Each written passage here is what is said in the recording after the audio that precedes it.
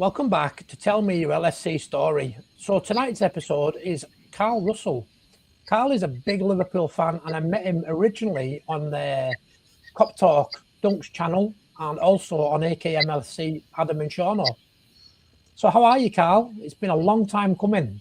I know, mate. It's good to finally. Well, I was going to say put a face to a name, but I see your ugly mug all the time, don't I? But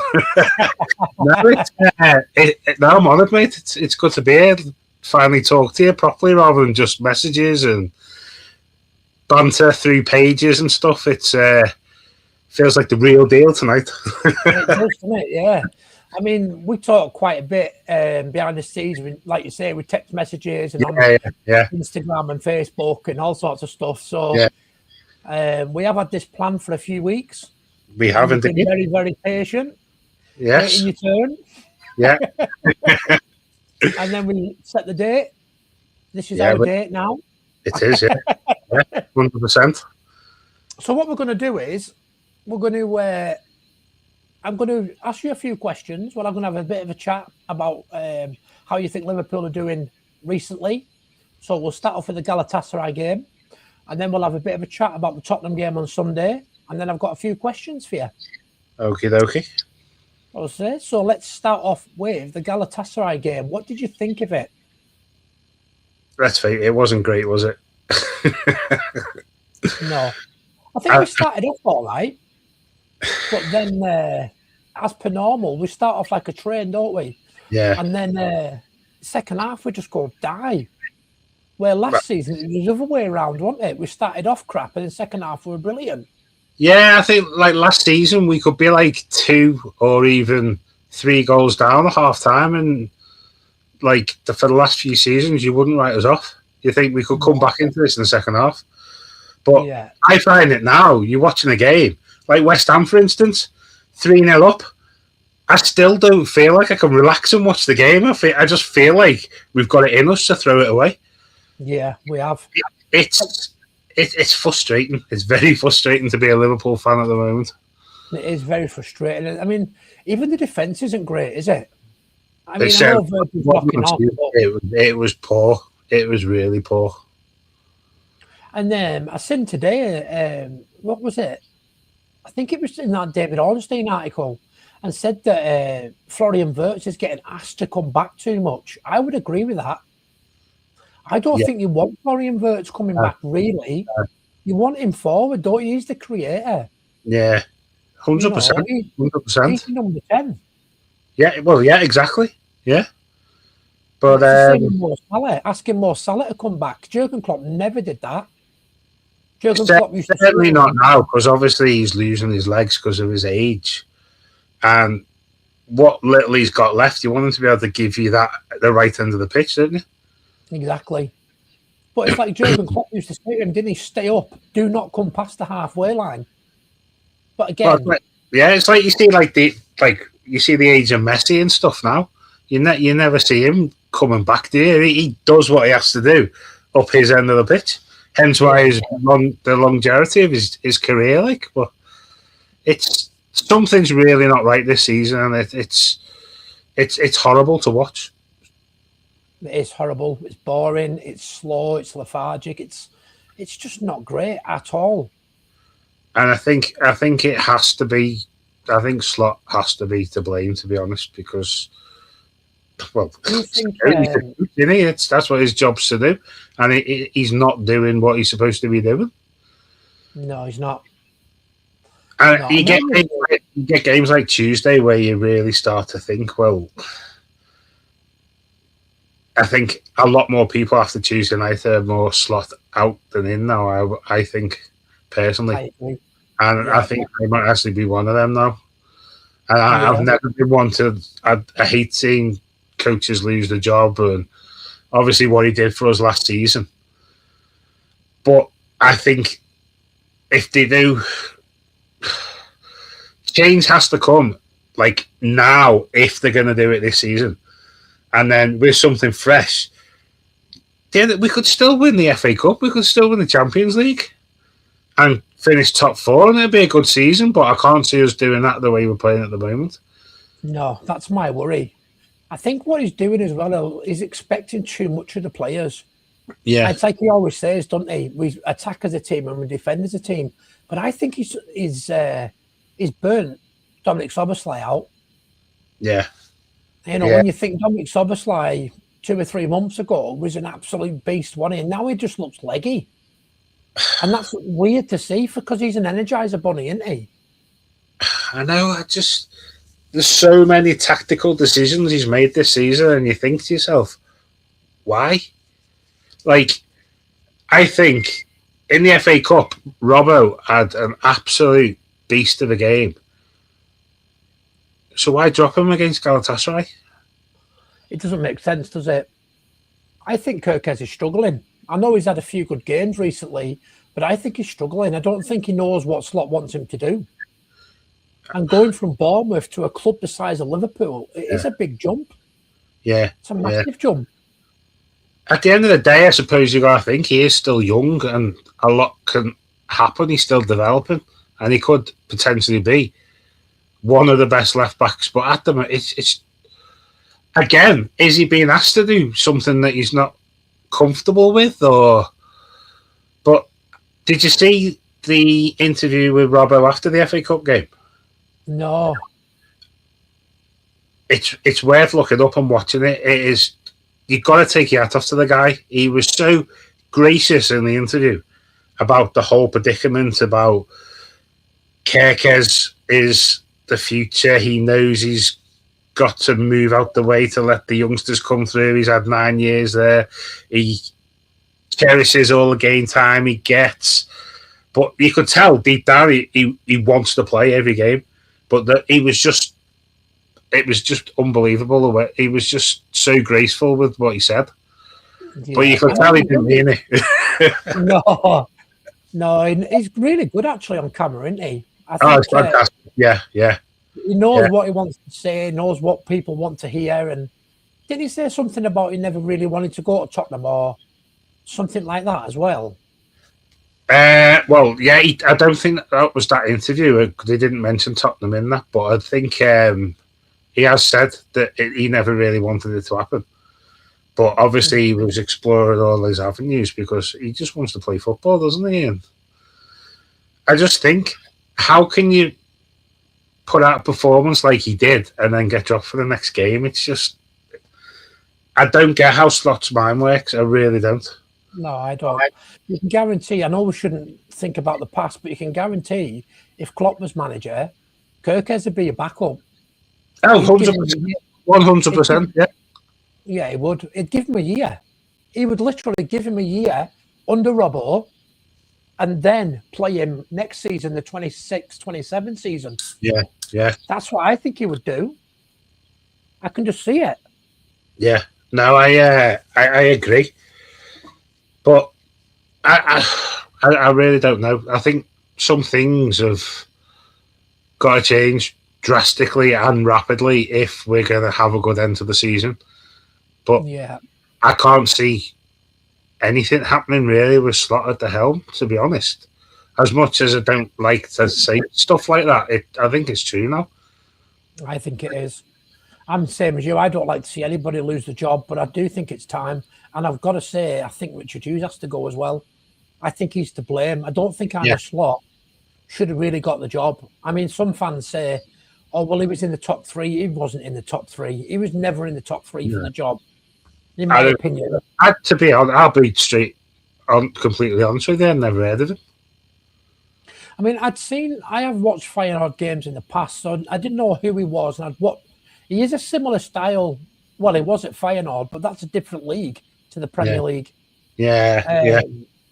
But what worried me was that fans can be so fickle because they think, like, for me, it was always Alonso number one. Then it was Ruben Amorim. God, yeah. But the thing is, like everyone says, oh, I'm glad that we didn't get Amorim. But Man United is a poison job. Since Fergie retired, it's not the same. I know. Yeah, but I don't know. There's just something about Amorim. I don't know whether he would have fitted. at Anfield. Well, I don't like the 3-5-2, me. I don't like it at all, and that's what worries me a little bit about Alonso. Yeah, we might end up in that next season. That's what I mean. That's what worries me, because he played at Leverkusen, didn't he? Yeah. It could potentially work, though, if they bring another really decent centre-back in and we can keep Konate. Because you got the likes of Frimpong and even Kerkez on the left as wing-backs. It could potentially work, but I think we're a set of fans, like, we don't really like change, do we? We like what we know. Well, the thing is, that's what I'm thinking, because obviously Frimpong played wing back for Alonso, didn't he? Yeah. So that's what's making me think if he comes in, we'll be playing 3-5-2. Quite possibly. That's my worry, and I don't know. Like you say, I don't know if we're a club that plays that type of formation. But Alonso also brought the best out of Vert as well, didn't he? He did. That's why I think, that it's going to be Alonso. I mean, I might be just keeping my fingers crossed. I don't know, but only time will tell, I guess. So, what do you think about the game on Sunday? Do you think it's going to be as easy as what people are thinking because of how badly Tottenham are doing? I was going to say, if they play like they did last night, then we should be fine. Yeah, but he played a lot of kids, didn't he? I mean, didn't he play a 22-year-old in nets or something? Well, I didn't actually watch the game, but I believe, I've seen the 2 calamity errors for 2 of the goals. Yeah. And they were 3-0 down, weren't they, after 15 minutes? They substituted them after the 17 minutes. If he's in goal on Sunday, we might be all right.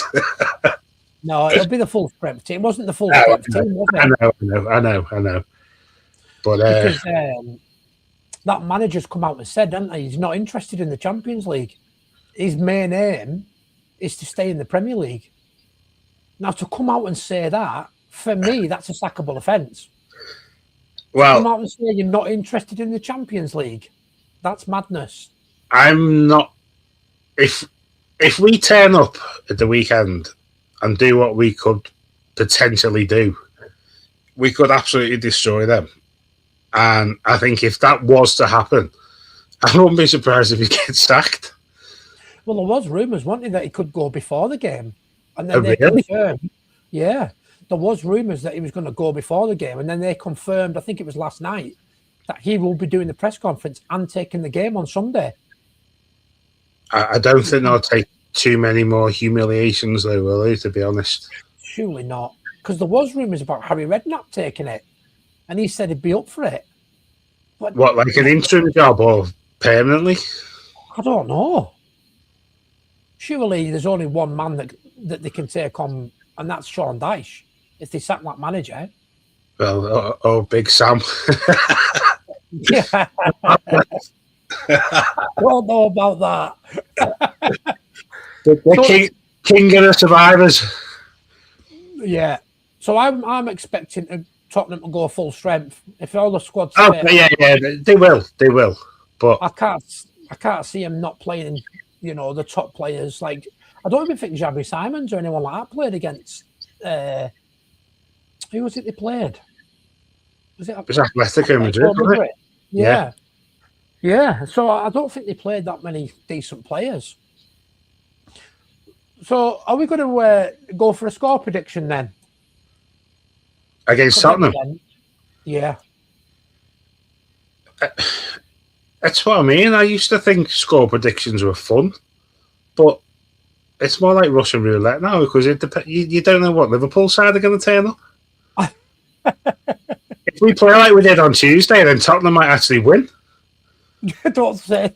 Can you imagine if Tottenham beat us, how embarrassing that'd be? No, I wouldn't be. It was bad enough getting beat by Wolves, fucking hell, but that was embarrassing, wasn't it? And then we played like that in the FA Cup and took them to school. I know. It's crazy, but like it just sums it up. Like I say, they had one shot on target all game and beat us 2-1. How did they do that with one shot on target? The stats don't make sense, do they? Nah. But It is what it is, I guess. I'm just having a look at my notes. So the press conference will be tomorrow, won't it? Yes. So Probably 9 a.m, 9:30, something like that, won't it, tomorrow? Why do they do it that early? Didn't it always used to be like 11, 12 o'clock or something? It did used to be later, didn't it? Yeah. I'm sure they were, unless he does it before training. Yeah, maybe, because didn't he change the training times when he took over? Wasn't that one of the big changes he did make? I think he did, didn't he? I think Klopp used to like them training earlier on in the day, and I think he goes for a later training time, doesn't he? I think it's better doing it after the training session, because how do you know? You're doing your press conference at, say, 9:30 in the morning, 10 o'clock in the morning, and then you've got training at 11 till 1. And someone gets injured. Someone gets injured. Yeah. Press conference is knackered, isn't it? Yeah. Yeah. So I always thought that 11, 12 o'clock was perfect. You should really get them in at, say, 9 o'clock, do your training session 9 till 1, and then do your press conference after that. Because then you've got a better picture then, haven't you? Yeah. There was a method in his madness, though, wasn't there, for the training, but I can't think what it was. There was a reason why he changed the times, wasn't there?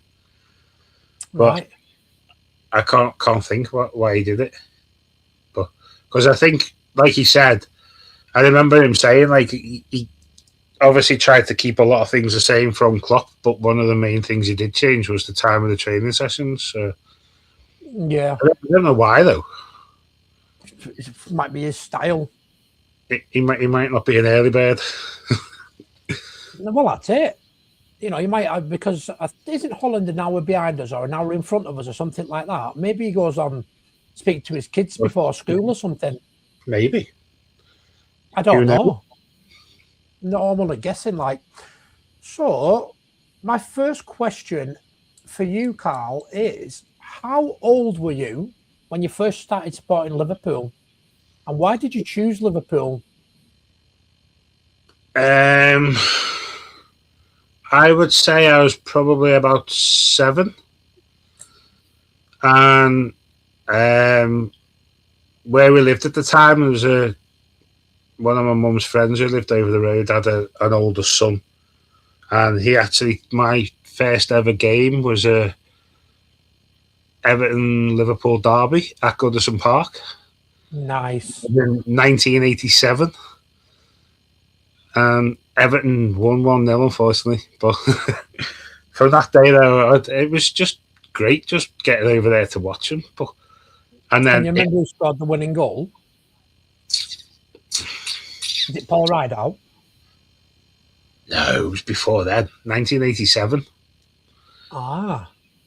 I thought Rideout has been for Everton forever. Yeah, let me Google it. He'll probably... I'm just trying to think who it was. Speedy? No, I didn't recognise the name because I did look it up the other day and I've forgotten again. I thought you might ask me this question, so I thought I'll prepare myself, but I've forgotten again. That's how big a player he was in my head.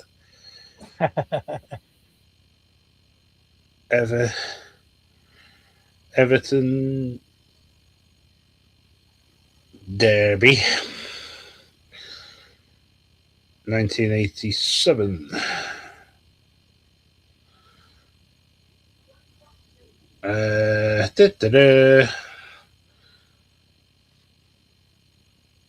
I can't even think of his name. Bugging me that now. Because I remember Graham Sharp was playing for him, but it wasn't him that scored. He was a good player. Yeah.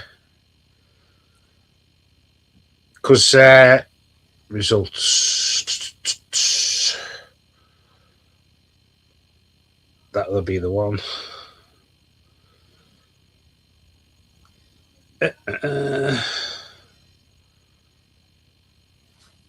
Oh, no. I clicked on Liverpool and it took me to Liverpool.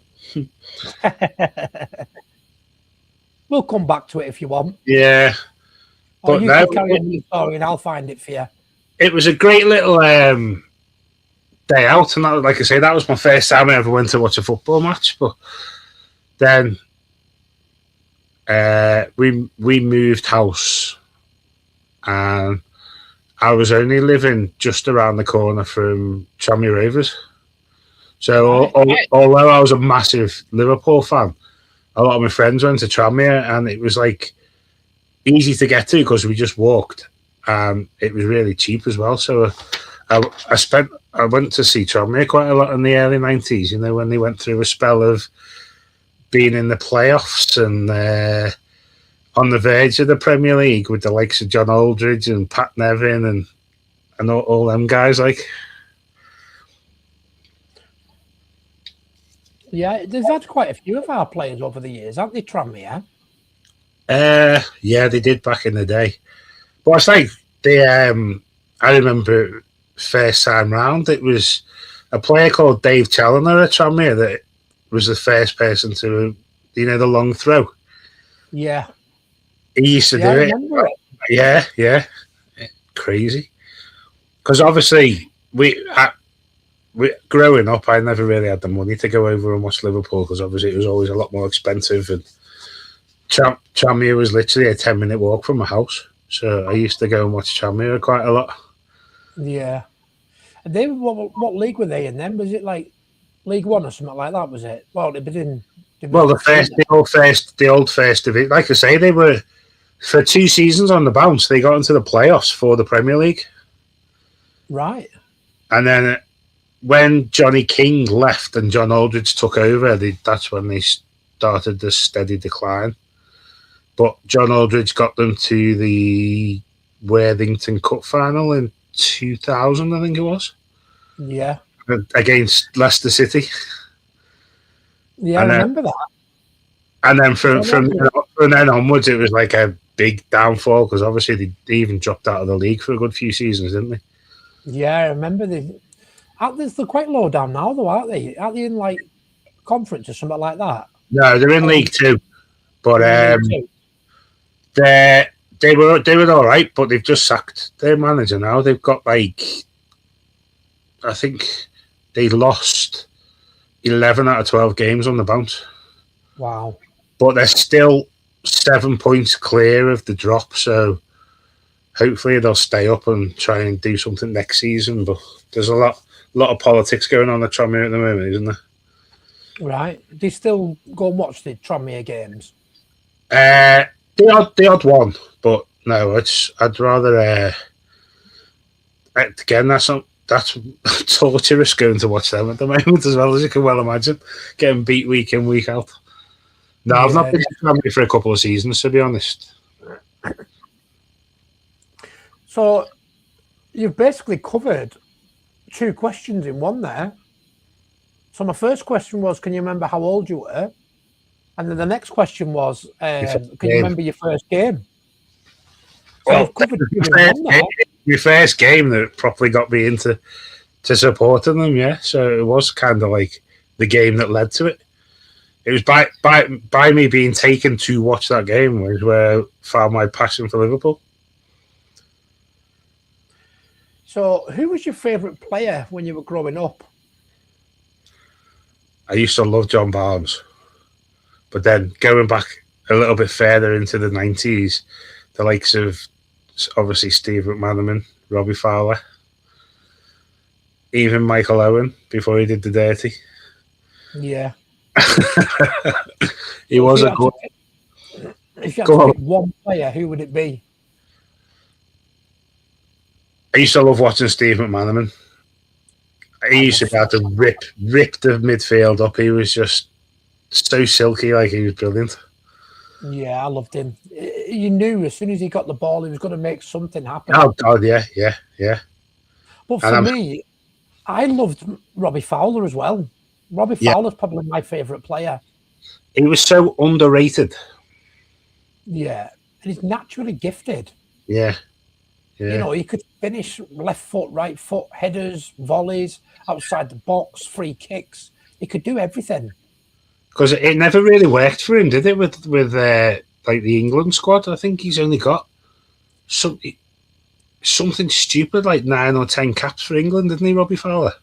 Yeah, I mean, people preferred Shearer, didn't they? And Sheringham and Les Ferdinand, people like that, which are fair enough. They were good in the day, but I don't know if I thought they were as good a natural finishers as Robbie Fowler.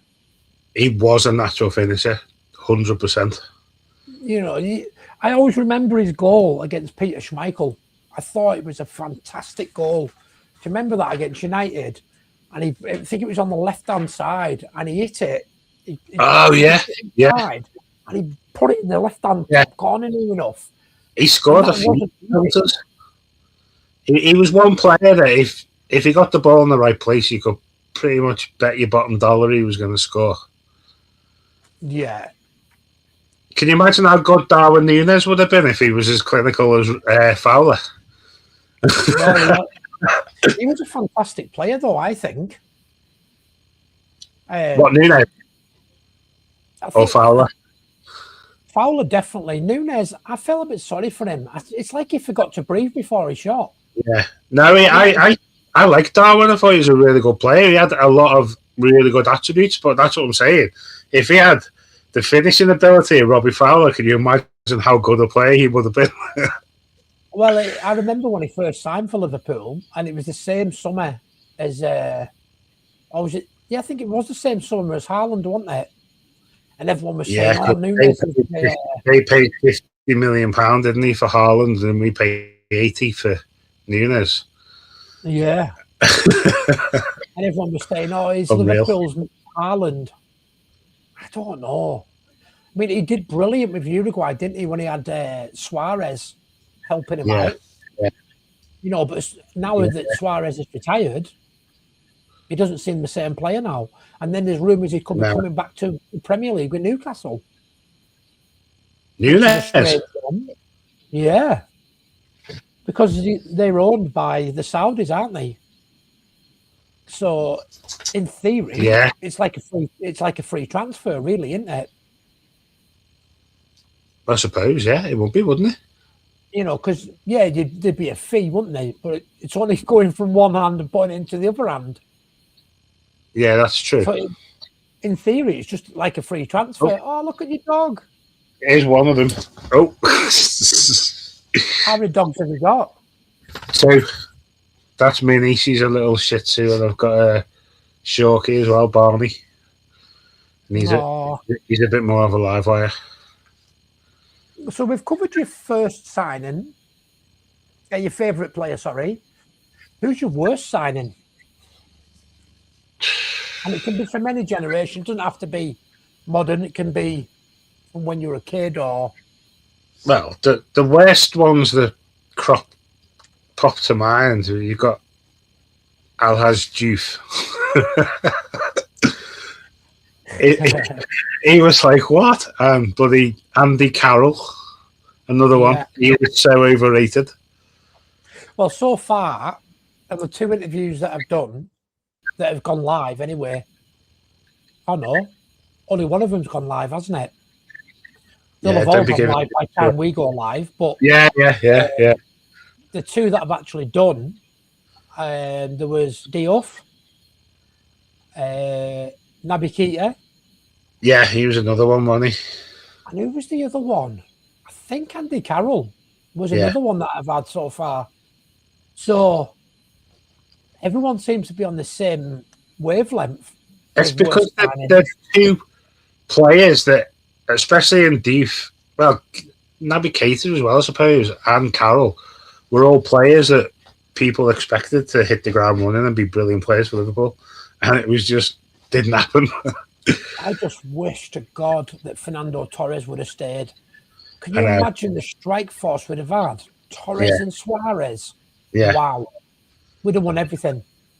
Yeah, 100%. Well, that's if they could have played together. You know. But with them 2 players in the peak, you know, Torres was fantastic, wasn't he, before he left? Yeah.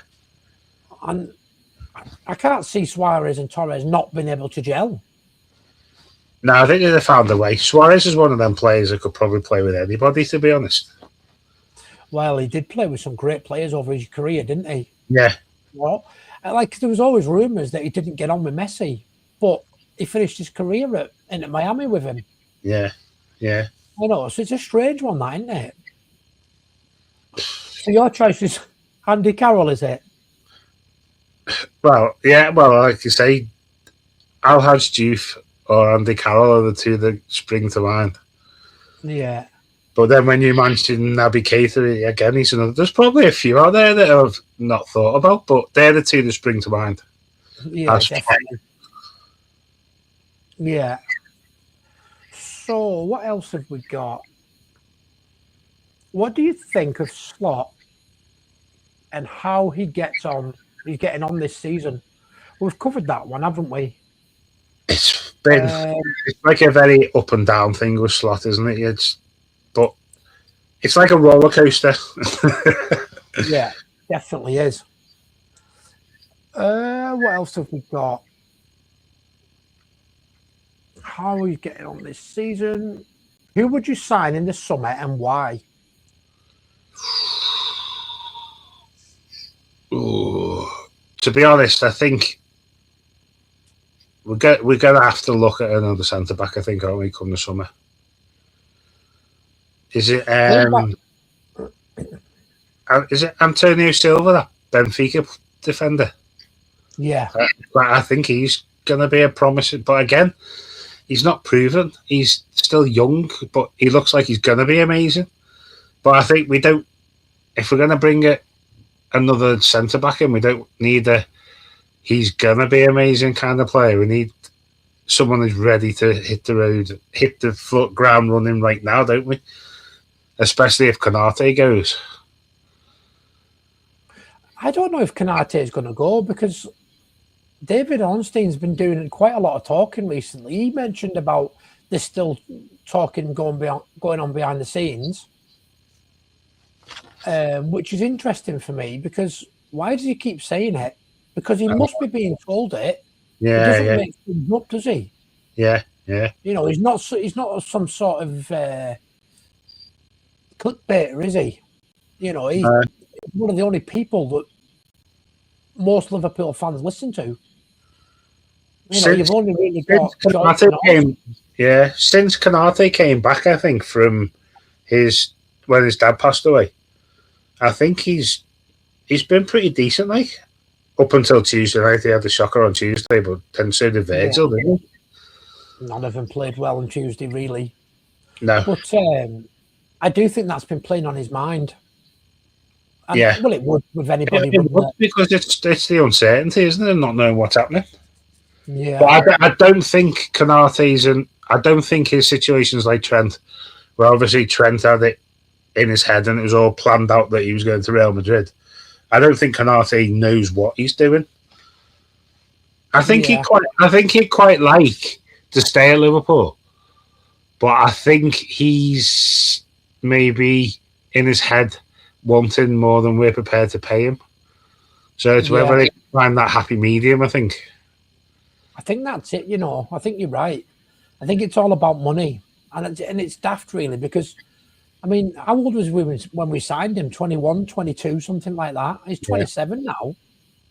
Has he been with us for that long?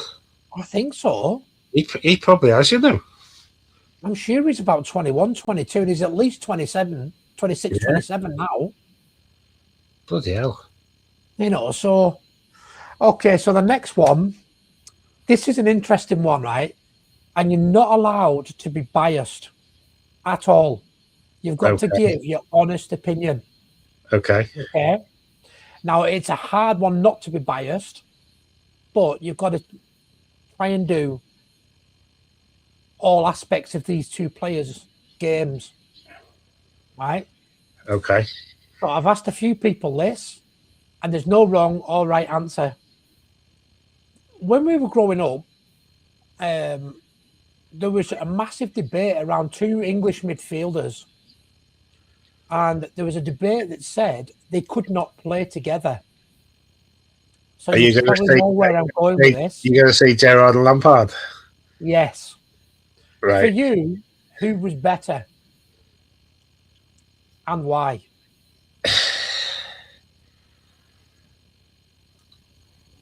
Oh, do you know what? That's a tough question. Because in my head now, it's screaming Gerrard because I loved Steven Gerrard and he was unbelievable. But when you put it like that, Frank Lampard was an unbelievable player as well. Hence why you couldn't play them together, because they both pretty much did the same kind of role.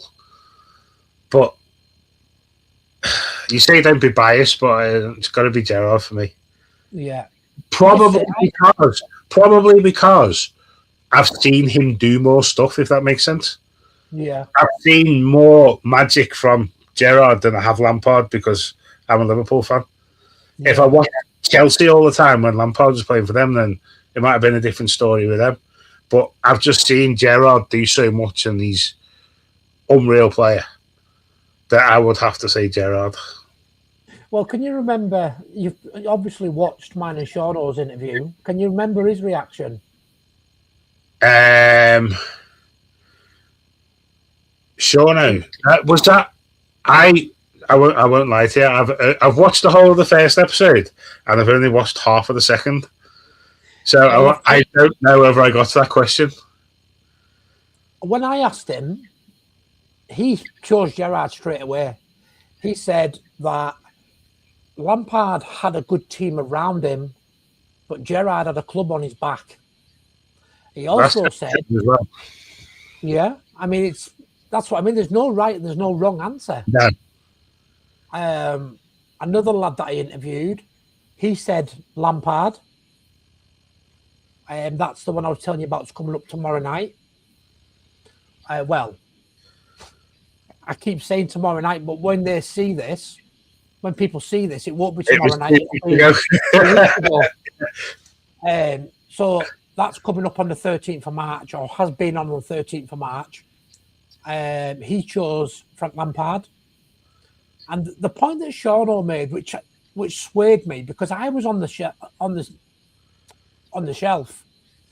I didn't know. I mean, I love Gerrard, and I asked myself the same question: do not be biased. And I loved Frank Lampard. You know, I just thought he was brilliant. His goals, 25 goals a season. But then Shauno said, well, if Lampard was better than Gerrard, why did Mourinho want Gerrard at Chelsea? Surely speaks a lot of sense, doesn't he? You know what I mean? And then I thought to myself, hang on a minute, that makes unbelievable sense. Because if Lampard was better than Gerrard, why would he come in for Gerrard to come and join Chelsea? Andy wanted him at Real Madrid. Yeah, do you reckon Mourinho just wanted to make a point? Do you reckon he wanted to make a point to the England managers that Gerrard and Lampard can play together? Probably. I mean, Mourinho, at some points in his career, he wanted Gerrard at Chelsea, Real Madrid, and Inter Milan. The scary thing is, though, he very nearly went to Chelsea as well, didn't he? Yeah. Because he was feeling unloved at Liverpool at the time. See, I heard a different story to that. I don't know if you might be able to answer this question. I heard, and I don't want to be stirring shit here, but I heard that Alex Karan's dad had threatened to break his legs if he left Liverpool and went to Chelsea. Really? Alex Karan's dad is a gangster. Yeah. I mean, I'm not trying to, end up getting some gangsters turning up on my doorstep, but apparently Alex Karan, which obviously is Gerrard's wife, his dad is one of the main gangsters in Liverpool. And apparently he'd said to Gerrard, if you leave this club, I will break either your legs or your kneecaps. And no way. Never play again. That's what I'd heard. Now, whether that's true or not, I don't know. I couldn't say. If that's true, that's nuts. He's threatening his own son-in-law to end his career. That is crazy if that's true.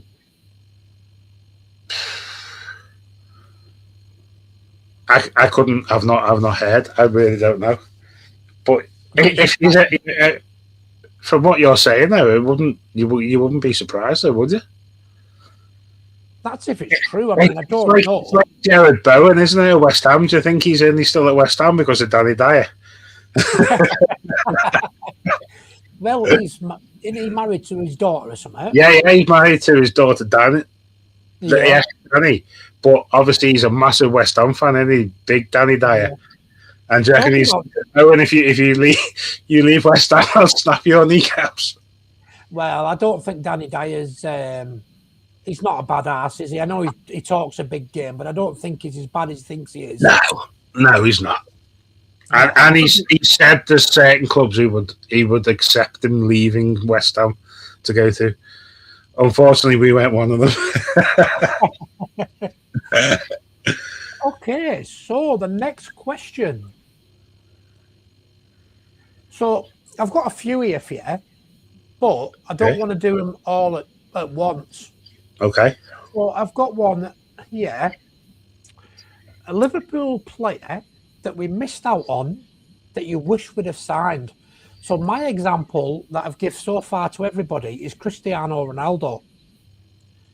So back in the Houllier days, we had an offer accepted for Cristiano Ronaldo for 4 million. Yeah. But he ended up going to United for 12.8. Yeah. So that's my example. Is there anyone else you could think of? That I wish we would have signed? Yeah. I'm bloody gay for starters. So there's a few different players for me. There's Nicholas Anelka when we had him on loan. Yeah. He was a great player. He was very underrated, wasn't he? Very good player. Who else was there? There was another player that I thought of. I can't remember his name now. I think I wrote it down somewhere. That's why I'm always looking at my notes, because as I do these interviews, I write notes down to remind me of things. I have to do that on a day-to-day basis now, getting older. Because I don't really... here we go. So we've got Luis Figo. Oh, yeah. I don't remember that personally. That's what Sean said to me. We've got... What, he was linked with us, was he? Apparently, yeah. Apparently it was really close. We've got David Villa,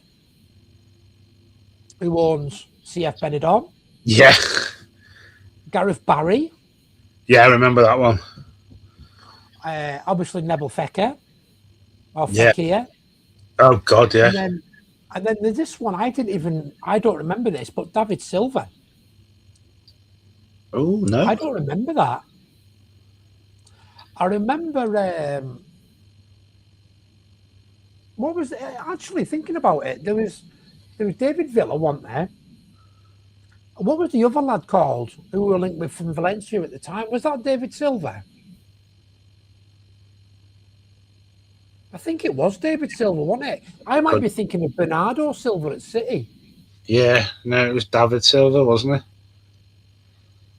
So that's the players that I had off the top of my head.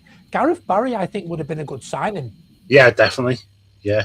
I think he was a great player. He was very, very underrated for me.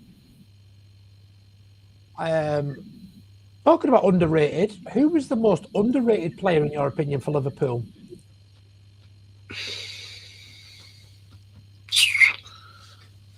God.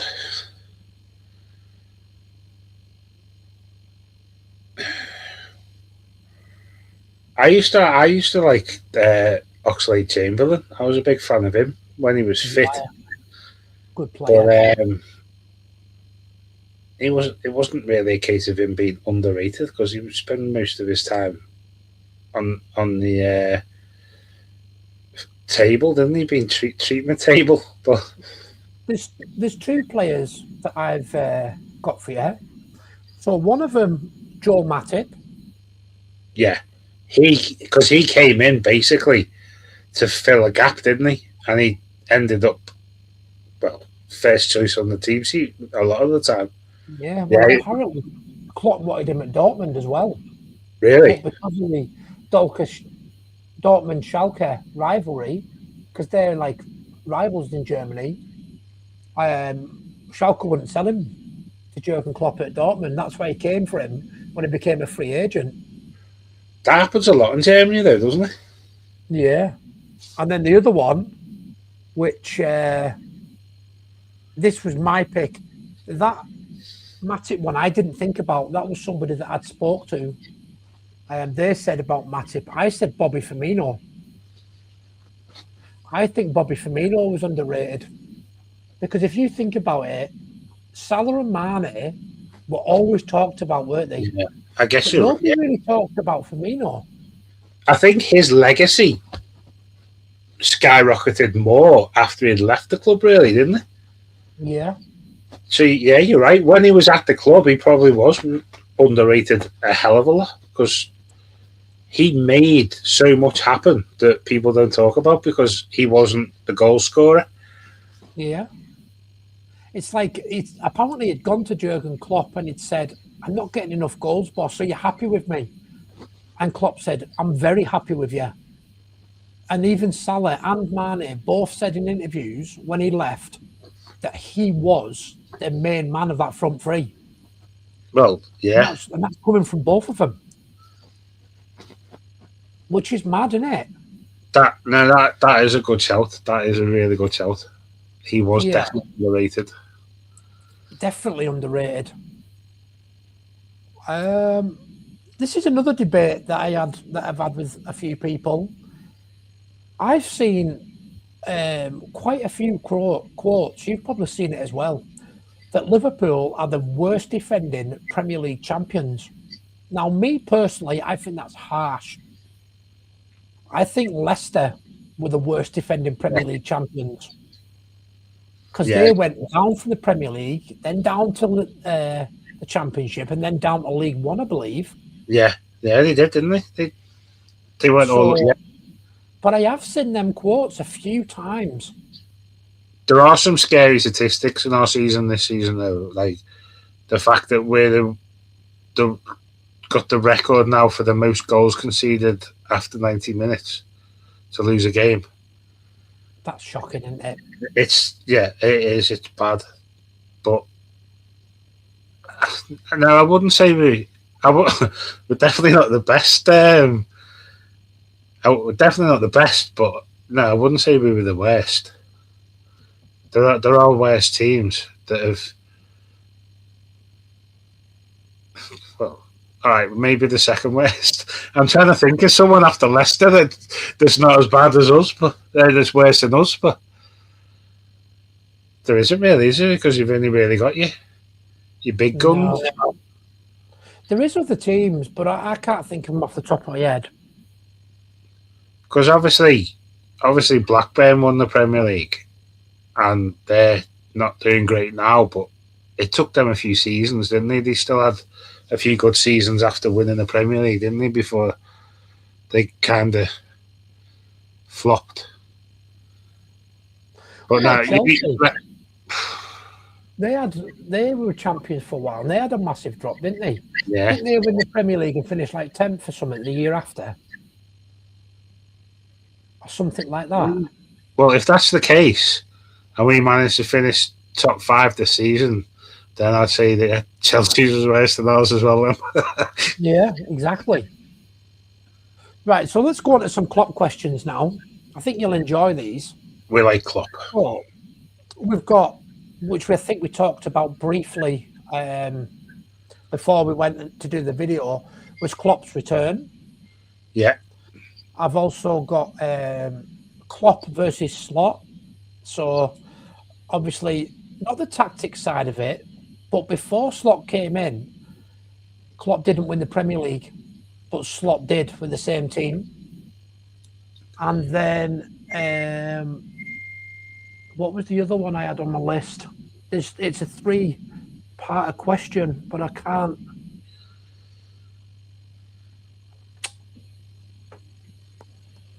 That's something we didn't mention about missed out signing, Jude Bellingham. Oh, God, yeah. I forgot about that. I've just seen it in my notes now. Yeah, that was a big deal. Right. So I found it. So it's like I said, it's a 3-parter. So you can either answer it all in one or answer it individually. It's up to you. So Okay. Klopp's return, how would you feel about that if he came back this summer? Klopp versus Slot, consecutive seasons, 2003-4, 4-5, or was it 4-5-5? No, 4-5-5-6, wasn't it? And then the last one, how did you feel when Jurgen Klopp left? And can you remember what you were doing at the time when you heard the news? Oh, I was in work when I heard the news that he was leaving, and I stopped in my tracks because I think, yeah, he did an interview, didn't he? He was in the AXA training ground, wasn't he, when he announced it?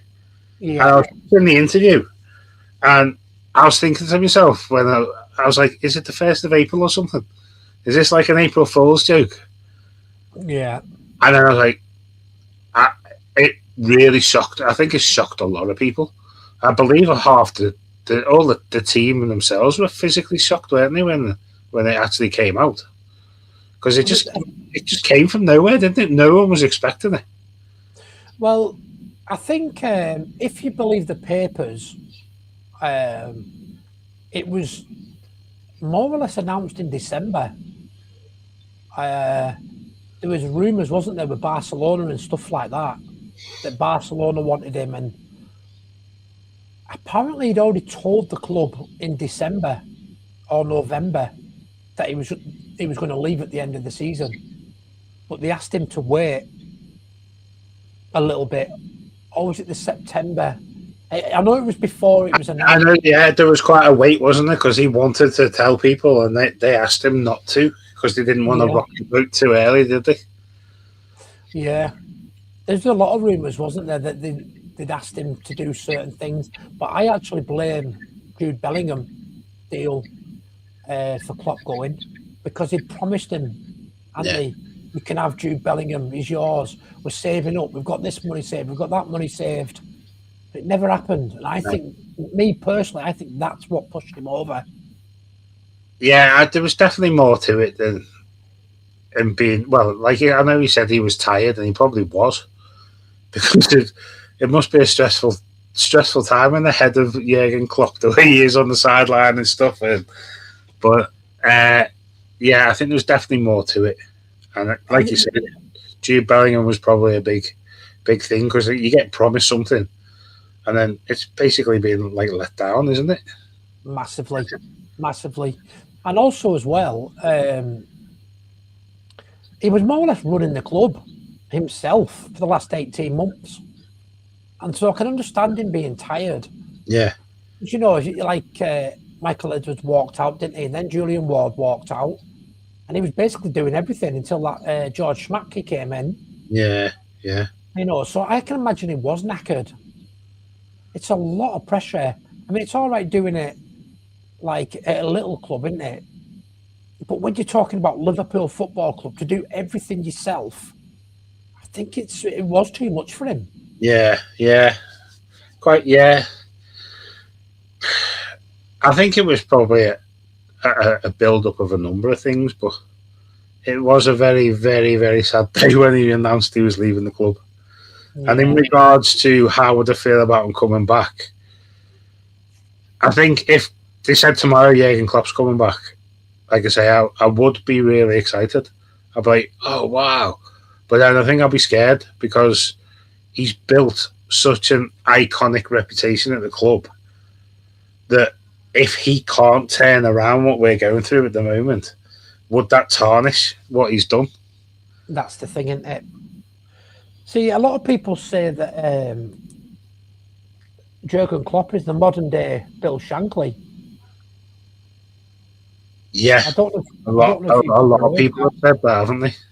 Yeah, that's the thing, isn't it? I don't think he'd come back. Definitely not with FSG. I could see him maybe coming back if we got new owners. Possibly. You know, maybe say we got bought out by Dubai International Capital or something like that.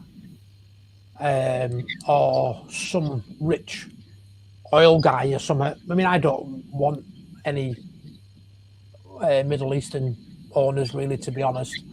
See, that's a debate that a lot of Liverpool fans had, didn't they, when we were linked with Dubai International Capital before FSG. Yeah. You know, they put a bid in, didn't they? And it was a lot higher than what FSG offered. Yeah. And they turned it down because the fans said they didn't want Middle Eastern dirty money. Exactly. Yeah. That they used. Yeah. So, okay, so the final bit you haven't covered is why did Klopp not win the Premier League, but Klopp did with the same team?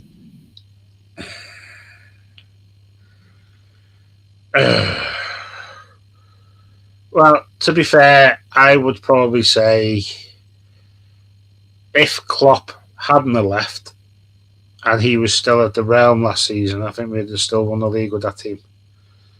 Because I think Klopp had built something, hadn't he? He'd left the squad in an unbelievable position when he left, hence why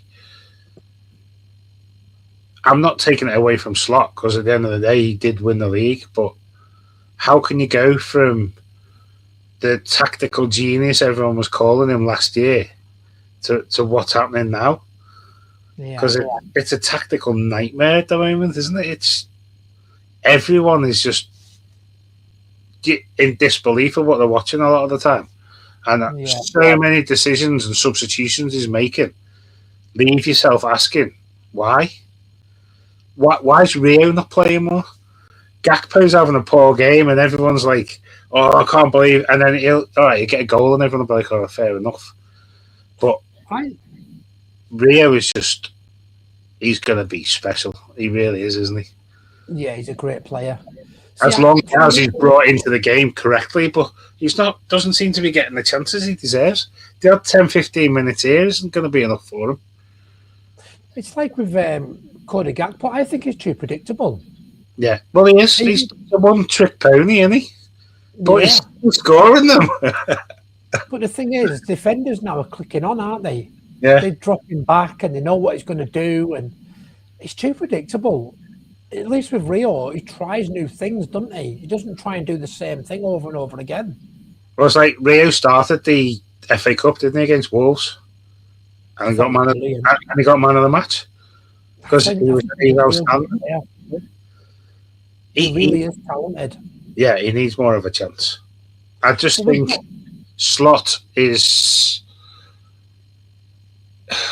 making some really dodgy decisions, I think, tactically this season. Yeah. And it's as if he got issues with some of the players.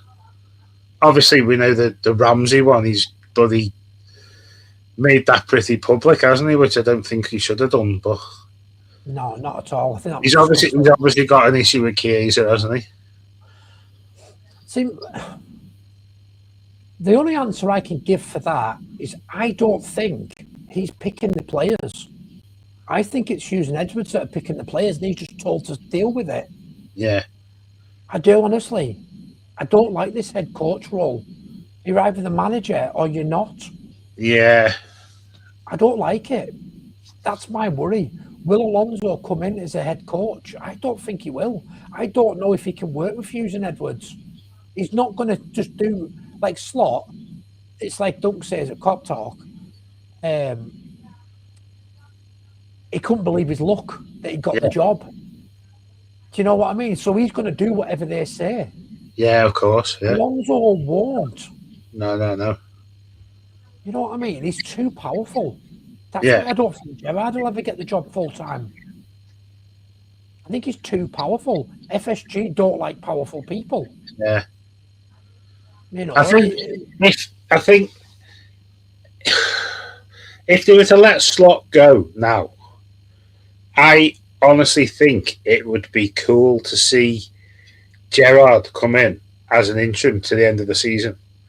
Yeah. And then, because I honestly believe with Gerrard at the helm now, we'd probably win at least the FA Cup. Maybe we'd probably go and smash City in the next round, because he would just change the dynamics in the dressing room because of his passion for the club. I just think you'd see a completely different side of the players. I'm not saying he's the man going forward for Liverpool because he hasn't got the experience. But I think to bring him in now to the end of the season, I think you would see such a big shake-up with the players, and I just think it'd be an amazing finish to the season. And then maybe keep him on as an assistant manager or a coaching role under Alonso. If Alonso took the job in the summer, I just think that would be my fairy tale ending to this situation. It's not going to happen, but I just think that would be amazing. That is very, very similar to a video that I did about 3 months ago, what you've just said. My dream next season would be Alonso as manager, Gerrard assistant manager, assistant coach, whatever you want to call it. The guy that was at Leverkusen with Alonso, the sporting director, is it Rolf or something like that? Rolf, or yeah, I think so. Yeah, bring him in to replace Richard Hughes. You know what I'm going to say next, don't you? Bring Jurgen Klopp in to replace Michael Edwards. That would be my dream for. Can you imagine that? Because that sporting director, I can't remember his name. I'm sure it's Simon Wolfs or something like that. I'm not sure. Sporting director. What he did for their Bayern Munich undefeated season, not Bayern Munich, sorry, Bayern Leverkusen. Yeah. That was a lot to do with that Simon Wolfs, because he got the players that Alonso wanted. But that is my dream. Them four next season at Liverpool. What? That's all I can say. Look at the motivation, the experience, the passion, the love for the club. It would be, yeah, it would. Them three at the helm at Liverpool. Unbelievable. Do you reckon Gerrard would go as an assistant manager, though? Well, he did say, didn't he, on TNT Sports, that he would do anything for the club. I think he'd do his managerial career the world of good to do that. Well, he did it for the under-18s, didn't he? Yeah, yeah. And then he did an interview with Alan McCoist. I don't know if you watched that. And he said in there, if Liverpool phoned me for any role, I would not say no. Yeah. So I probably think he would take assistant manager's job. Because Alonso's got more experience, hasn't he? You couldn't go joint managers or anything like that. When we tried that with Ray Evans and Julia, didn't we? And it just didn't work. Well, they worked well together as players, didn't they? So why couldn't they do it on the bench? Exactly. And the respect's there. Yeah, 100%. Yeah. Yeah. You know, I mean, if you look back at a lot of interviews, he actually said that if it wasn't for Alonso and Mascherano, Hibbs and Torres' relation, like chemistry, wouldn't have been as strong as it was. Yeah. You know, because he knew that if he did lose the ball, he had probably the best two number sixes in world football at the time. You know, because Mascherano was brilliant, wasn't he? Oh, it was fantastic. I loved Mascherano. Yeah. That's so. I don't want to talk too much about that because one of the things I'm going to ask you is your Premier League all-time 11 near the end. Premier League or Liverpool? Premier League, Liverpool. Yeah. Originally, when I asked Shauno, I went for his Premier League Liverpool 11 and his greatest all-time Liverpool 11. That it depends if you want to do both. Some people don't really want to do both. You'd probably be wasted asking me to do an all-time 11 because I didn't really watch much of Liverpool pre-Premier League really from 92. So there'd only be a couple of players, but even the Premier League 11 would be tough. It's tough. I probably should have had a good think about that before this because I knew you were going to ask me this question. There's so many options out there. Like there is a lot of options. I mean, we can do that in a separate video, maybe further down the line if you wanted to. We can have a battle now, but I can always put a bit more thought into it because there might be players that I overlook now. But it's like it's just so tough. Like, you say Premier League 11, it's like even starting over a goalkeeper. Obviously, Alisson jumps to mind because he's just outstanding. But Pepe Reina was a great keeper. He was. I used to love watching him in goal. Jersey Dudek was a great keeper. Yeah. Even David James. Oh, I don't know about that, Carl. For me, Alisson's a no-brainer, Premier League. Yeah. I don't think you can get anywhere near him, really, can you? To be fair, he's probably a no-brainer for the world. 11. There's Alisson in his prime is probably second to none, really. There's not many keepers out there, I think, that have the all-round attributes that Alisson's got. We are very lucky to have a goalkeeper like that. Very, very lucky. He said he's going to stay till the end of the 27 season, didn't he? Yeah. Which was good news. Not for Mamadashvili, it's not though, is it? Mamadashvili. I was gutted when we signed him. I don't think he's good enough. Yeah, well, I'm on the fence there myself because I think where it all stemmed from was it the Euros, was it? Or was it the World Cup? Euros, wasn't it? With his outstanding, or was it? Where are we? What year is it? 2024 was that? That was the Euros, was it? Yeah. Yeah, because he had an absolutely outstanding tournament there, didn't he? And that's where it all came from. Yeah. But you only get to see glimpses of him in the Liverpool shirt, really, don't you?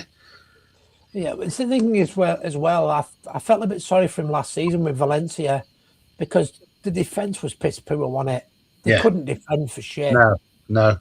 And I think if it wasn't for him, they'd have conceded a hell of a lot more goals as well. Because he is a good shot stopper. You got to give him that.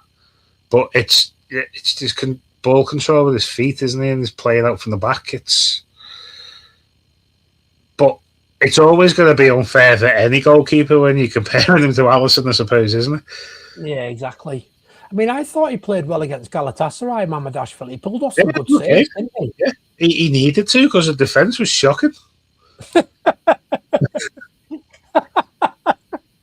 Yeah.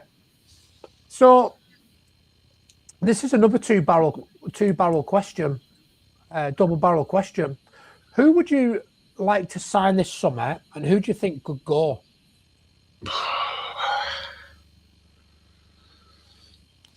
Oh, I have a sneaky suspicion that McAllister might go this summer. Yeah. Yeah. I don't know. I just feel like something's not right there. Whether he's not the player he has been, is he, this season? No. And again, I honestly think that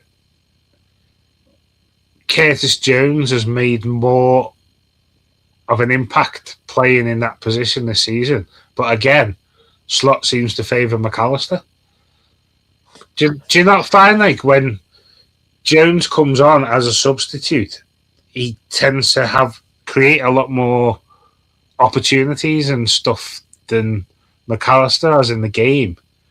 He had a fantastic season last season, didn't he, McAllister?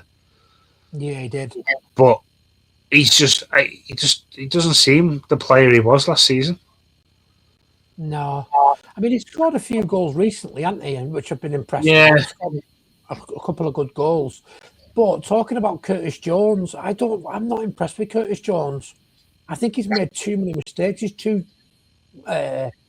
slow on the ball. He doesn't get out of his feet quick enough. Yeah, he's too busy looking around, isn't he? It's like he's in a daydream or something. And I think he's been pretty good this season. But I know what you're saying, yeah. But I just think this whole thing with McAllister, where is it his dad who's his agent? All this hoo-ha about contract talks and stuff. Yeah. Does that not set alarm bells ringing in your head that something's coming from that? That possibly. See, I don't like it. I'm not saying I want him to go, but with you saying who do I think will go, I've just got a funny feeling something's going to happen with him this summer. I think Adam said that, hasn't he, on his channel? He thinks McAllister's going to go. He also thinks Alisson's going to go. I probably would have agreed with that until you told me that he said that he was going to stay till the end of the 27 season. So if he said that, I can't see him going at the end of the season now. No. Because there was talk of, was it Juventus was sniffing around him or one of the Italian sides? Well, I watched an interview with him probably about 6 or 8 months ago. And he did an interview with Joe Hart. It might have been more than, it might be a year ago now. And he always said that he wants to stay at Liverpool until he goes back to Brazil, back to his original club. I can't remember who his original club is now. You know, like when he came through as a kid. Yeah. And Alisson said, I don't think I'll leave Liverpool until it's time to go back home. And I mean, his family is settled, his kids are settled. I don't think he wants to go. I just can't see him going. I'd like to see him stay forever. When he retires as a footballer, stay as a goalkeeper coach, and because he's just fantastic. Yeah. What do you think about Salah? Do you think he could go? Possibly, yeah. Possibly. I suppose again, it all depends on what happens manager-wise at the end of the season, who whether Slot stays and who comes in, and what ideas it. Because you might find that Alonso might come in and want some fresh, younger talent on the right wing, but I think we need anyway, because I don't think Salah's been anywhere near as good as he was last season. This season, he's not even really having them moments that he had either, where you would keep him on till the death because you'd need that one chance to turn the game around for you, and they're few and far between this season, I think. Yeah. Talking about Salah, do you think Salah saved Arne Slot from getting sacked? You know when he did his little kicking and screaming like a little bitch? Yeah. After the Leeds game? Yeah, possibly. I do as well. Probably, yeah. It took the limelight off the situation, didn't it? Yeah. Now, I can't remember who I asked about it. It might have been somebody. I asked somebody about it and I said, do you think that... now, this is massive hypothetical, by the way. Do you think Salah's done that on purpose to save Slot his job? And whoever I'd asked, I can't remember now, said no chance. No, I don't know. I don't know, you know. I honestly think there was definitely a bit of beef between the two of them there. Yeah. You could tell, couldn't you? And the frustration of when he got substituted and... Yeah. I don't think that was a stunt to save his job, because I don't even know how much the dressing room have got Slots back now. To be honest, it's not the all singing and dancing Liverpool that we know. You know what I mean? It's even Slot doesn't look that well. You wouldn't be that excited, I suppose, when you're coming out and people are wanting your head. But yeah, I wouldn't be surprised if he's lost a lot of the dressing room, to be honest. Well, I did a video about that a while back, and I got quite a bit of stick on this channel for it. I think Arne Slot lost the dressing room at Christmas before the January window. That's what I think. I think it's been coming for a while. It would explain the performance. I would have got rid of him in January. Got Alonso in, give him time, because what you've got to think is, right, It's the World Cup year this year. Yeah. So even in the summer, he's only going to get 2 or 3 weeks for the players, isn't he? The full team, like the full squad. He's not going to get it. He's, what do you call it, over in 3 weeks? You may as well have brought him in now. Let him, the players drill him how he wants them now, then go for it next season. But whoever comes in, if Slot does go, he's only going to get 3 weeks with the squad. Do you personally, can you see Slot still being in Liverpool next season? No. No, neither can I. No. Like I say, it's going to take a miracle. And I just can't see a miracle happening because the performances are so inconsistent week in, week out. I think the only way he keeps his job is if we finish in the top 4 and he wins the Champions League. Then he'll keep his job. I honestly can't see that happening. I mean, I think we'll beat Galatasaray on Tuesday, Wednesday. Yeah, I do think we'll win that. Definitely do think we'll win that. But then we've got PSG next, which is not an easy game. I mean, look what they've done to Chelsea, and that's only the first leg. Yeah. I don't think we can beat PSG. I think they've got too much talent. The team's a unit. They're well organised, aren't they, as a side? And yeah, they know what they need to do.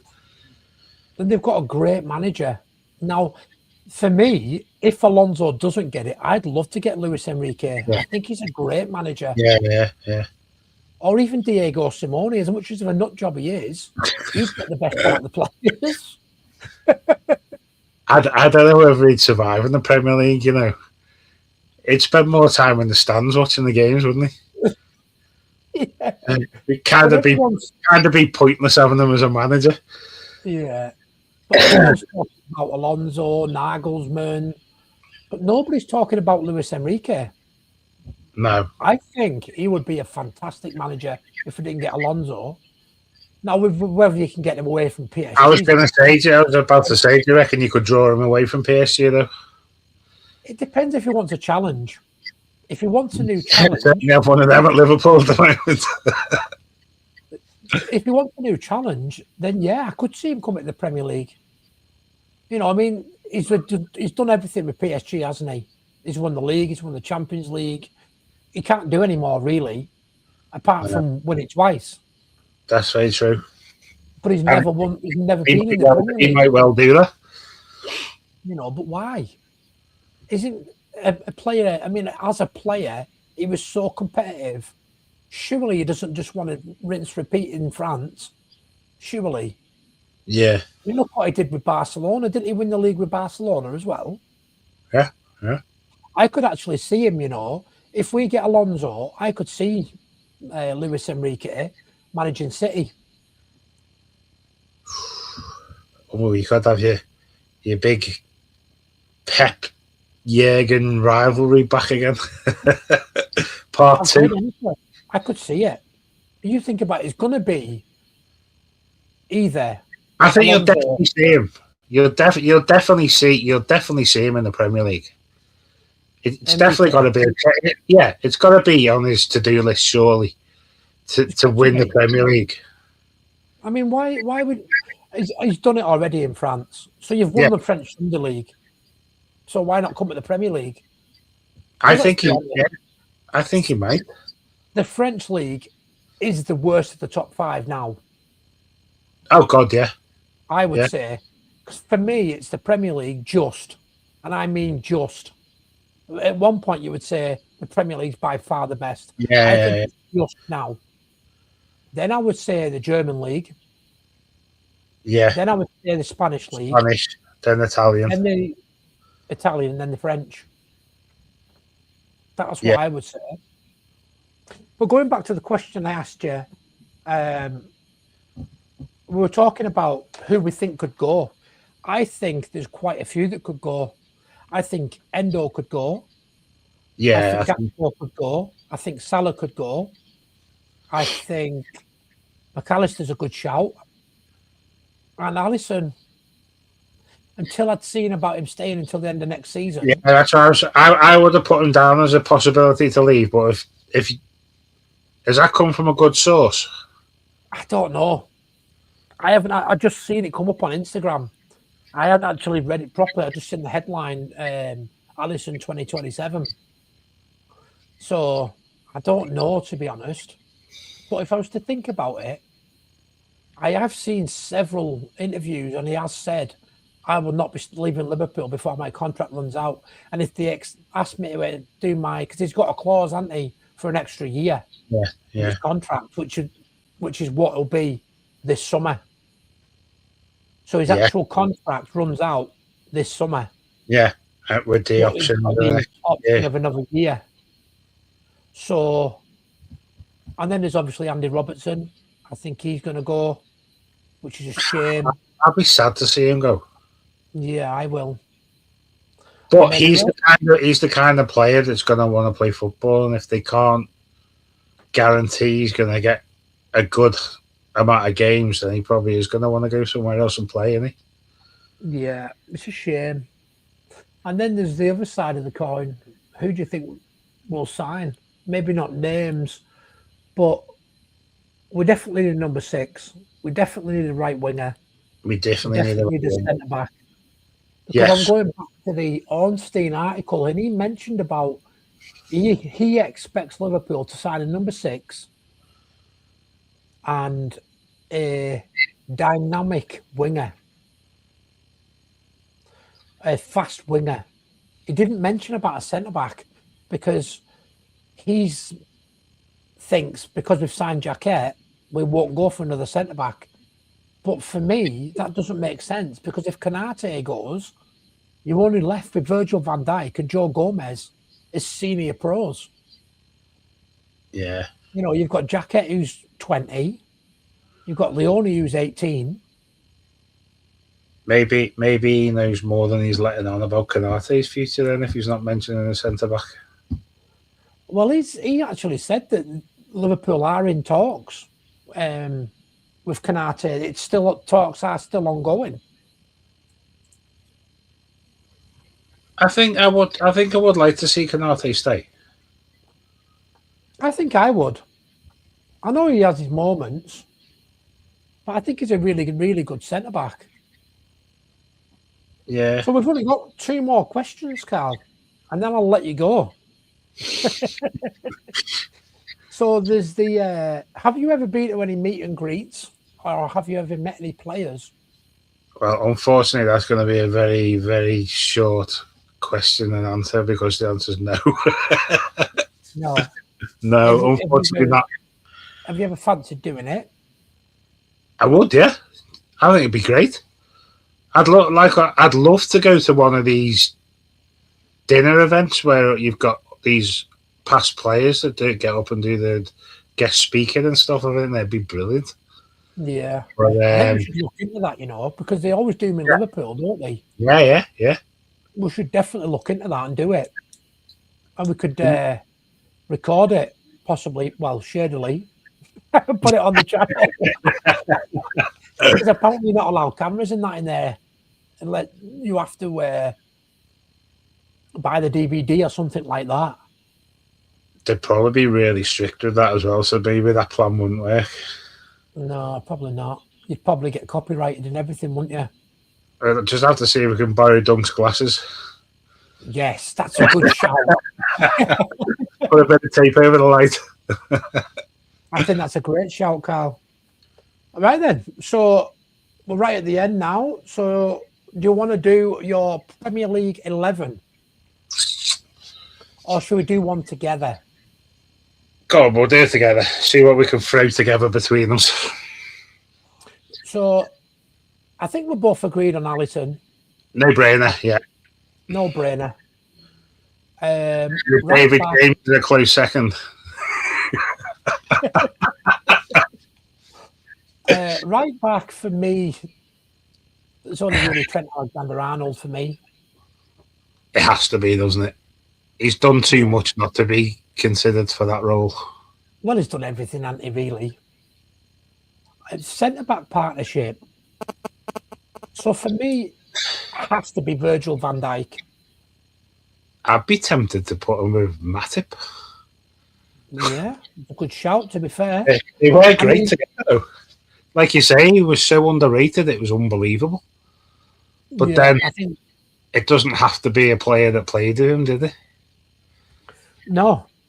Because so I was always a big fan of Sammy Hippier. Yeah, that's who I was just about to put that to you. It's pretty even all right as well, wasn't he, I suppose?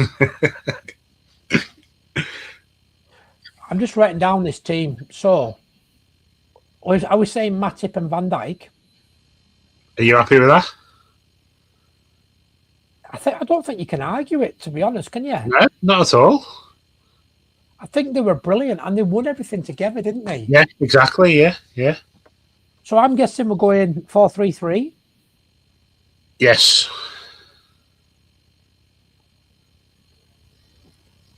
I keep knocking my thingy. Left back for me, I don't think it's a difficult one. I mean, for me, there's two. John Arne was my pick. Yeah. Then you can't go against Robbo.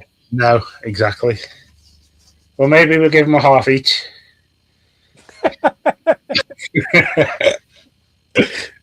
So, but if you're going for trophies, it's got to be Robbo then, because he's won everything, hasn't he? Yeah.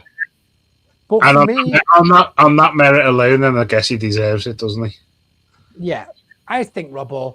But if I was to play devil's advocate, for a centre back, left back, sorry, Robbo's unbelievable. He could do everything, but he did not have a rocket left foot like Risa. No. When he hit a ball, it was it, didn't he? He wasn't coming. That was either ripping the net or smashing the crossbar. Yeah. Knocking someone out in the back row. Yeah, exactly. When he hit a ball, he hit it, didn't he? Yeah. So obviously we're going to go Gerrard midfield. Yes. That's a no-brainer. So but who you put with him? That's the question. Who you putting with him? Yeah. I mean, if it was me, I would go Alonso and Mascherano. That'd be my midfield three. You couldn't really argue with that at all, could you? Not really. No. But then again, we've had some really good midfielders over the years, haven't we? They were special, though, weren't they, together? I think if we had that midfield now, they'd be unstoppable. Yeah, I agree. Yeah, go on. Well, go with that one. Alonso, Gerrard, and I'll just put Mascher.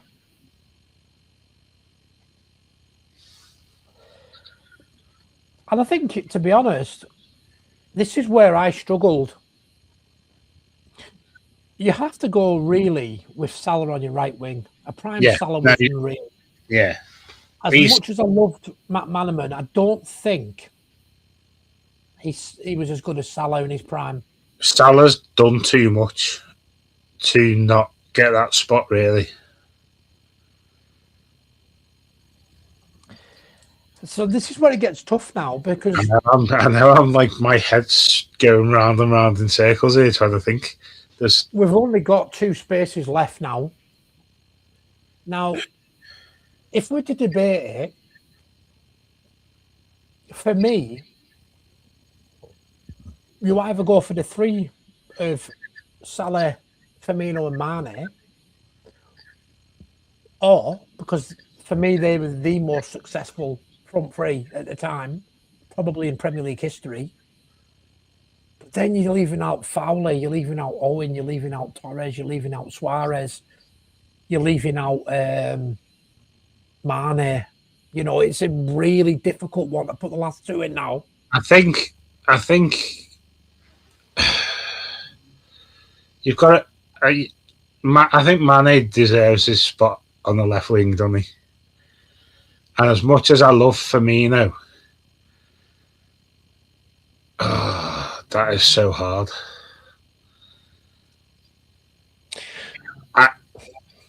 I don't think I could put Firmino in the best 11 as much as I think he's a great player. when you've got the likes of, like you say, Suarez and Torres and my old mate Andy Carroll. So we've gone with Mane on the left then. So now we've got to pick a striker. It's got to be, oh God, no, because I was going to say between Torres and Suarez, but then you got Fowler. See, we haven't even, man, I was going to say we haven't even mentioned Michael Owen, but we won't. That was too short a time scale what he did. He wasn't at the club long enough and did enough there, really, did he, to be in this conversation. But I think it's a tough one. It really is. For me, there's only three, really.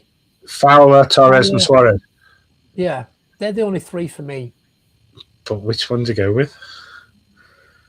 My heart says Fowler, but my head says Suarez. I was going to say, I was thinking Suarez. But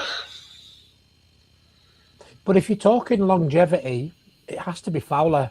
Because I was going to say, if you've got Salah and Mane on your wings as well, who's going to score you more goals in the centre? I'll probably go with Fowler. I don't think there's a wrong answer there. There's not. I wouldn't be disappointed if any one of them three were in my number 9 shirt. I remember asking this question to Sean, or you haven't caught up to it yet. I don't think. And he said, can we do a subs bench? I don't even think that'd be long enough with the players you could choose. Like, no. I mean, you've got Rob Jones. I don't know if he was Premier League era, but I thought he was a great right back. I think he was. He was a great right back. Premier League. Yeah, he was. Again, he's another player we didn't speak about before. He was very underrated. Yeah, he was. I would say he is the most underrated right back in Liverpool history. Definitely, yeah. I agree. I thought he was great. He was a great player. It's a shame that his career ended so quickly. Yeah. But I'm going to write that down, for future interviews, because I always forget about Rob Jones. That's what I mean until you mentioned it then, because, like I say, we were talking before about underrated players. And he 100% is underrated.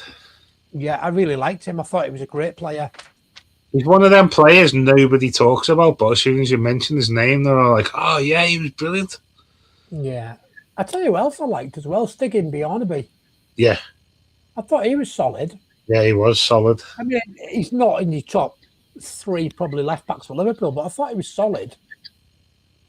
And then you've got like Vegard Hegem. I thought he was all right. Yeah. God, these are all players you don't even think about when you're thinking Liverpool, do you? And someone mentions them, like, oh, yeah. I'm trying to think. You've got like Stephen Henshaw. I thought he was all right. Henshaw, yeah. Centre back. Marcus Babbel. Thought he was a good player. He could play right back and centre back. The German. Steve Finnan. There's so many when you think about it, isn't there? Yeah. You could make a Premier League 11 A, B, C, and D. I was going to say, yeah, you could probably half fill the league table with Liverpool sides. It really is good. It's mad when you think about it. So there you go, mate. That's our team. Alisson, Trent, Matip, Van Dijk, Robbo, Gerrard, Alonso, Mascherano, Salah, Fowler, and Mane. There's your quad winning Liverpool side there. Win everything. Back to back as well. I think we've covered everything. I'm just having a look through my notes now to see if I've missed anything. But I actually think we've covered everything. I'm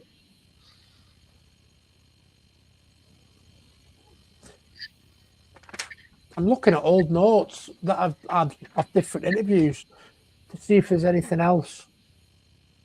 That was it. So somebody mentioned to me I think it might have been Adam, said that he doesn't have a connection at all with Arne Slot. When we won the Premier League, like when we won it with Klopp, it made him admire him more. But he said that he doesn't have a connection at all with Arne Slot. What do you think of that? Do you have a connection with Arne Slot?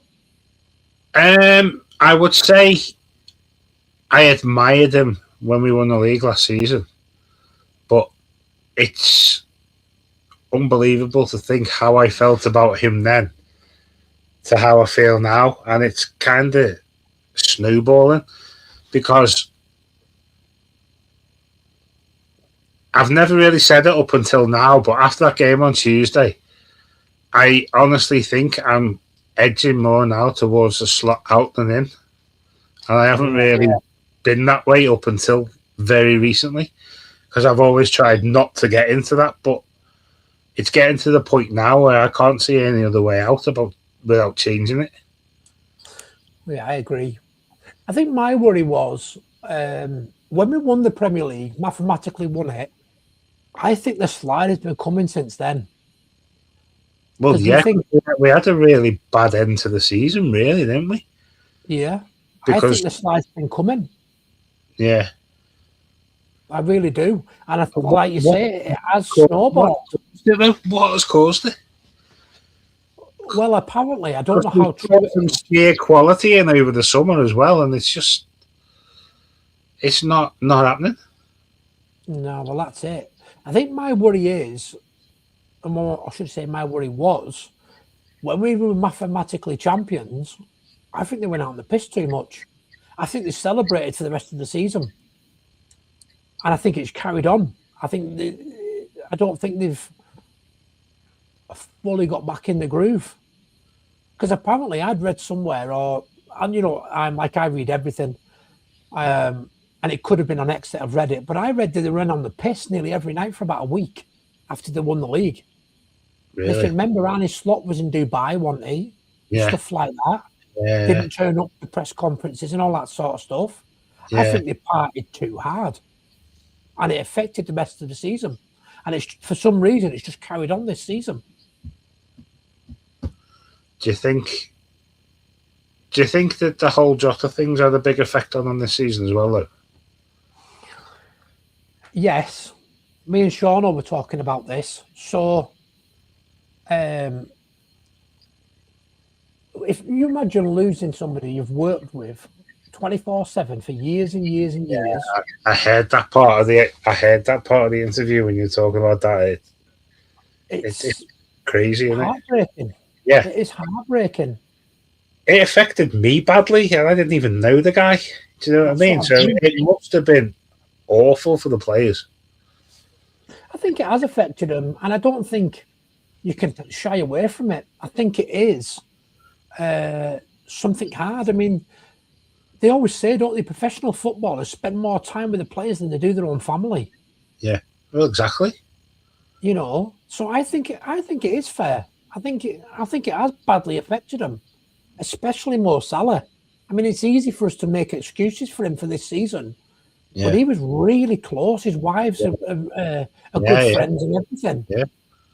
You know, that when they weren't playing football, they were having barbecues at each other's houses, and the how wives hard are like, to be there to walk into the changing rooms every week and see that space. You know what I mean? It's horrible. It must be horrible. Yeah, it's not good. But yeah, I do think it's affected the players. And then obviously every 20 minutes in every game at home, they always do the clapping and stuff, which I know is appreciation. But again, it's reminding the players again, isn't it? Yeah, I guess. And then obviously the two Wolves games, they had the 17th minute and then the 20th minute. Yeah, that's what I mean. I know it's respect and retiring the number 20 for Liverpool, and I believe Wolves have done the same for the 17 as well. I don't know. It's not something that's nice, and I don't think I think it'd affect me, if I'm honest, if I was a footballer. Oh, somebody I've spent years with, won trophies with. I mean, the last time Diogo Jota was actually on the pitch with the players that were lifting the Premier League trophy. I know, it's horrific. And that memory will never, ever be erased. You know, anytime you talk on Liverpool TV and stuff like that, it'll always get shown. Yeah. Liverpool lifting the Premier League trophy. See, we don't win it for another 5 years, 10 years or whatever. That's the last time the Premier League trophy will have been lifted. So when they play it back on the channel, Diogo Jota's going to keep getting replayed. Yeah. You know. But yeah, I think so, Karl. Do you? Yeah, I definitely think it's had some form of an effect on it. But I don't think you can 100%. I don't think you can say that's 100% why they're playing the way they're playing, but I think it definitely will have affected them emotionally big time this season. Yeah, definitely. So that's all my questions for you, mate. So if there's anything you want to talk about, or there's anything you want to push, anything you've seen in the newspapers you want to talk about, or did you see the Barcelona fan that had a bit of a mishap the other day? He travelled over from Spain to go to St James's Park to watch the match, but he accidentally travelled to the wrong St James's Park and turned up in Exeter. He was only 356 miles in the wrong direction. Oh my God, that's something I do. Exeter were playing Lincoln on Tuesday night, so they let him in and he went and watched Lincoln v Exeter instead of Barcelona v Newcastle. No way. But then again, if you've travelled all that way. Well, yeah, exactly. But yeah, he very valuable lesson learned there for him.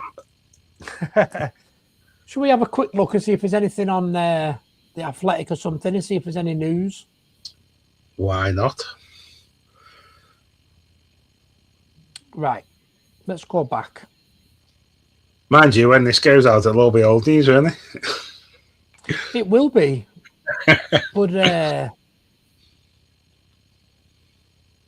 we could have a look, couldn't we? Someone might come have it. The future of Premier League clubs in Europe owes more. Hang on a minute, I can't even see that. Let me just put my specs on. The future of Premier League clubs in Europe owes more to wasted money than fatigue.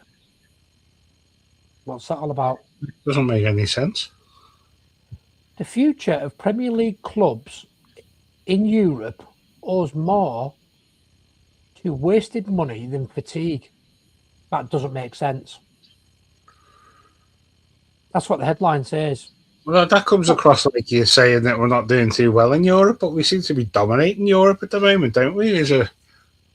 As a league, like we had bloody 6 teams in the Champions League this season, didn't we? Exactly. I don't even know why that's on the Liverpool section. It's about Pep Guardiola.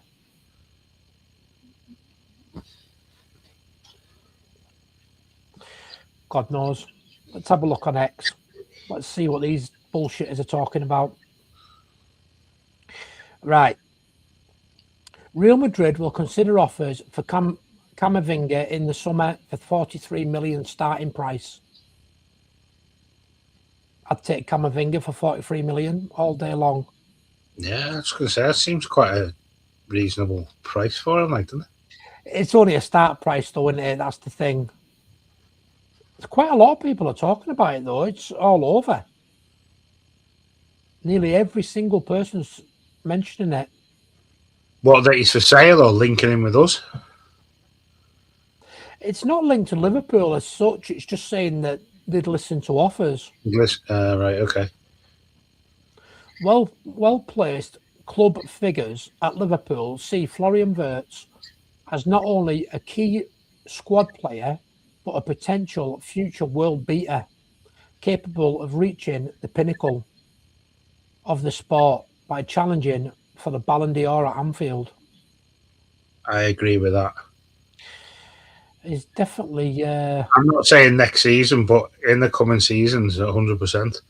I think you'll probably find them more start to build a team around Wirtz, don't you? Here we go. So there's one here. You were talking about Alexis McAllister earlier. It's with that Dave O.C. Cop, so there's loads of adverts. Maybe I won't get a chance to read it. Basically, the headline says, Alexis McAllister open to future transfer. I'd love to. But then it goes on to David O.C. Cobb.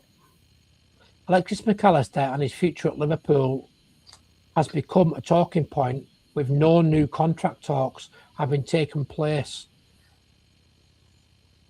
as he confirmed this week. Will he be going into his final year of his contract then in the summer? I think it's 27. I think his contract runs out. I'm just looking now. It doesn't say when his contract runs out.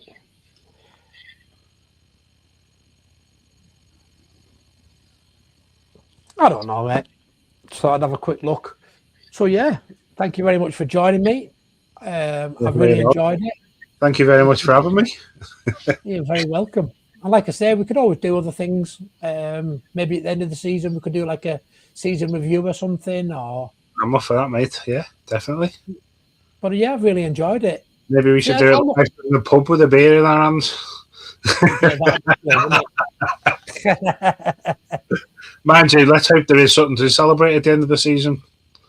Well, hopefully, yeah. I mean, hopefully we'll win the Premier League or not the Premier League, sorry, the Champions League. I think that one as well past, mate. I'd be happy if we won the FA Cup, top four, and Champions League runners-up final. Semi-final, I'd say. I'd be happy with. Yeah. As long as we get some silverware, but I think the most important thing this season is finishing in the Champions League. We can't afford to play next season in the Europa League. No, definitely not. I don't want Europa League, and I definitely don't want that shower shit Conference League either. No, not at all. That's about as much use as the Nations League. I honestly don't know why that Nations League was created.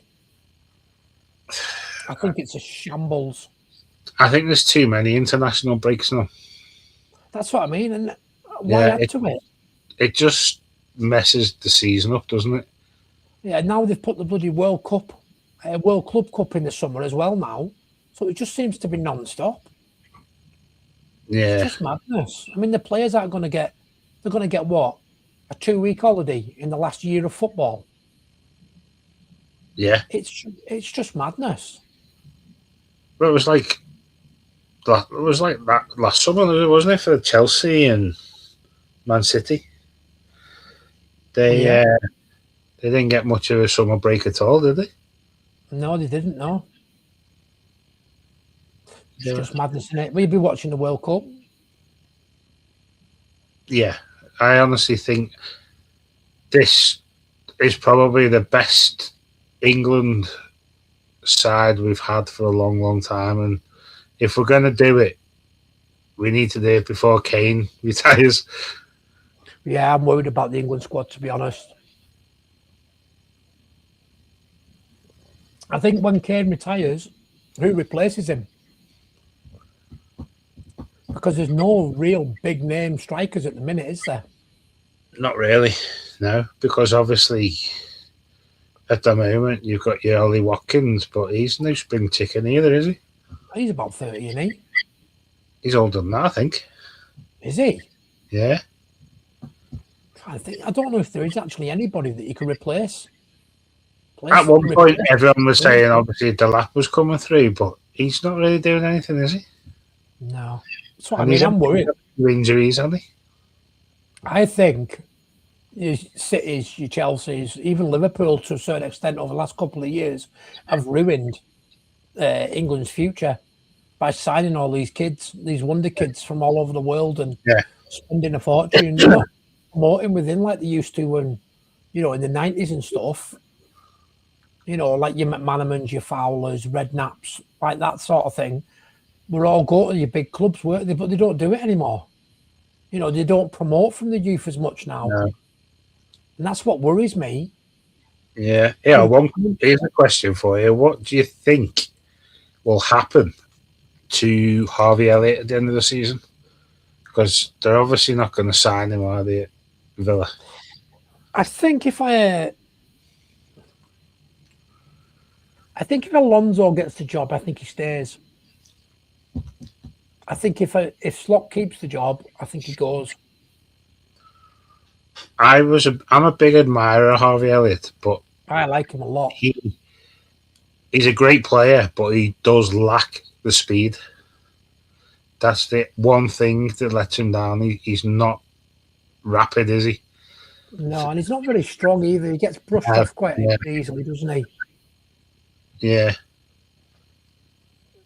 But it's a difficult one. I would like him to stay. We need it for the homegrown quota. You know, it's worrying for next season for us.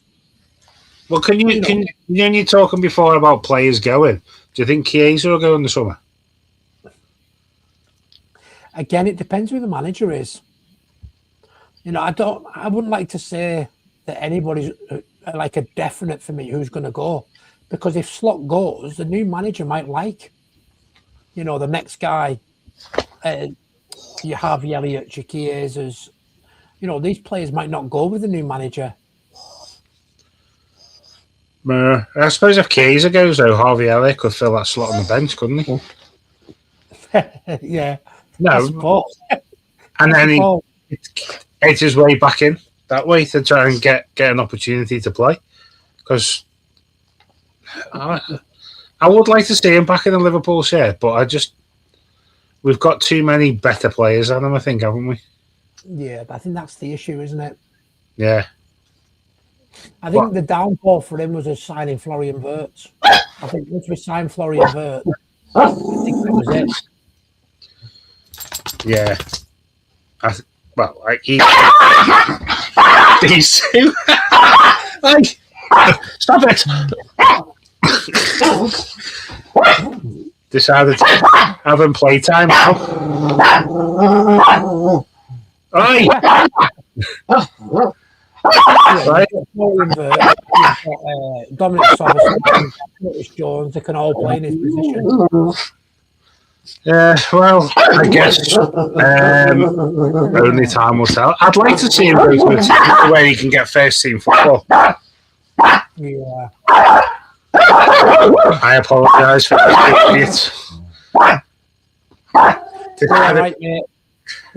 We'll wrap up and then we'll let you have a play with the dogs. Yeah, that's cool. But no, it's been great to chat with you, mate. I really enjoyed it. Well, thank you very much, Karl. You're more than welcome.